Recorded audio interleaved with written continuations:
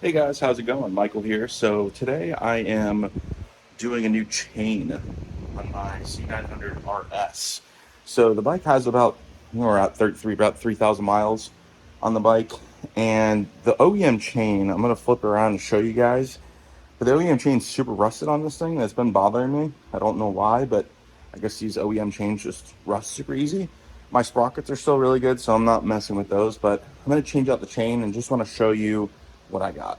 All right, so there's the new chain, the D.I.D 525 VX3.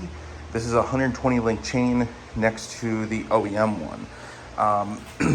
This OEM one, like, I don't know why, but you guys can see how rusted this thing is, and it's for some reason like pretty kinked. Like, it's kinked in some areas. And I take exceptionally good care of this bike. I mean, it's just freshly detailed, but you can see like how it's kinking in some of these areas and pretty badly rusted as well. So we are switching over to the D.I.D 525 VX3 Japan chain. These are really good chains. Cost me about 118 bucks. And then over here, we have all our Masterlink stuff. Now, when I bought this chain, I thought it was going to be the same exact size as the OEM chain. But as you can see, we're a little long. So I'm gonna take out probably this link right here. Probably gonna take that one out and see how it sits. But I'm gonna take out this link off the aftermarket chain.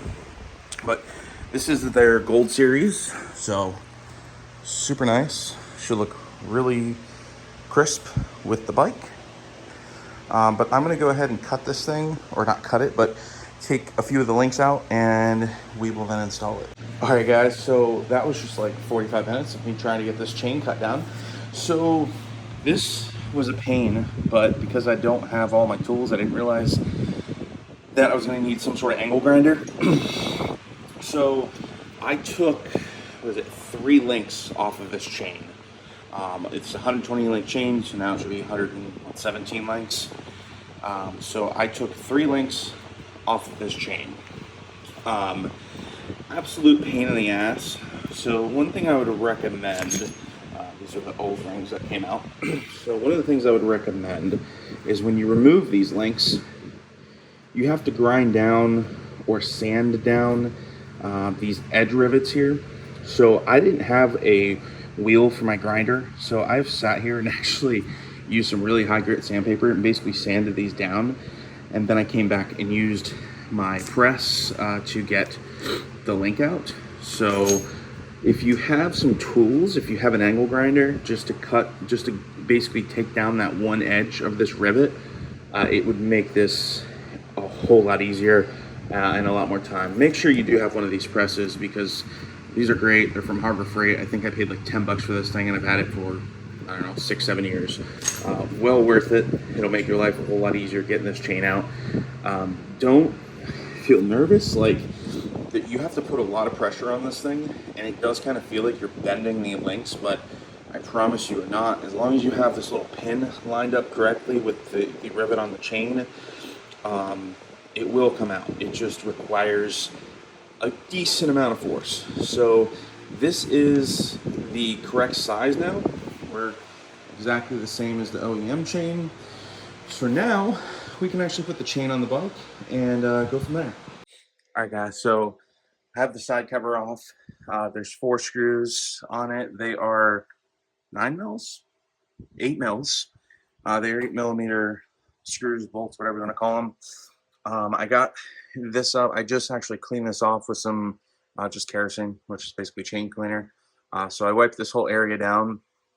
I'm going to spray some chain lube wax just on this sprocket here, just so you know it's lubricated. I've never actually taken this off, so it was a little dirty in here, but sprayed it down, soaked it, and wiped it right off, and we are pretty much now ready to install the chain. So that's going to be the easiest part, and I'll show you guys that process. is going to be a how to not do this video.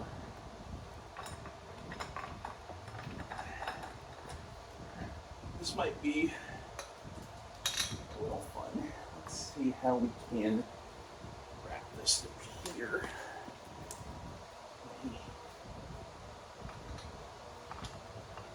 I have large hands, so this isn't necessarily the easiest way to do this.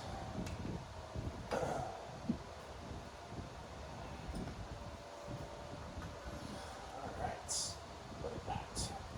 That is a chain on the bike.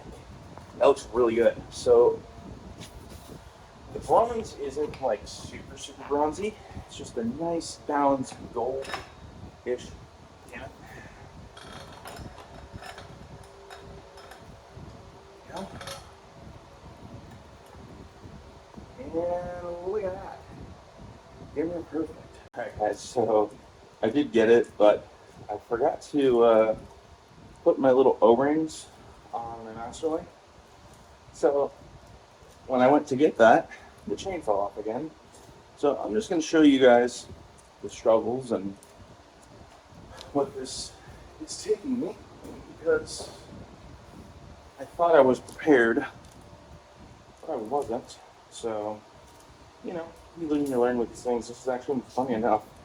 After all the bikes I've had, this is my first like big chain I've ever done on my bike. My previous one I did on my Z125. That was super easy. It was 125. So this isn't necessarily. All right, guys. So the chain's on. I had to take a break for a little bit, but the chain is on. I got the master link pressed in. So one thing I do want to note, I'm going to show you guys the master link if I can find it. There it is. So there's the master link. With this kit I bought for this chain, it is a press-on master link. You can see it kind of presses on past those rivets. Now, I wasn't sure. I have this tool. This is a Harbor Freight like press tool. It's actually mainly for removing chains, but I was able to figure out like this kit, like normally this pin is sticking out of here, but this is kind of dimpled on this side, which gives you room to kind of press those on in a way. So you can see it kind of sits over that. So what I did is it's kind of hard to look, but I put it in on this side. Then I tightened it down on the chain and was able actually to press this in. And I basically bottomed it out. It's about where all the other chains are, all the links. That's the one that's actually pressed in right there. So you can see it's definitely on.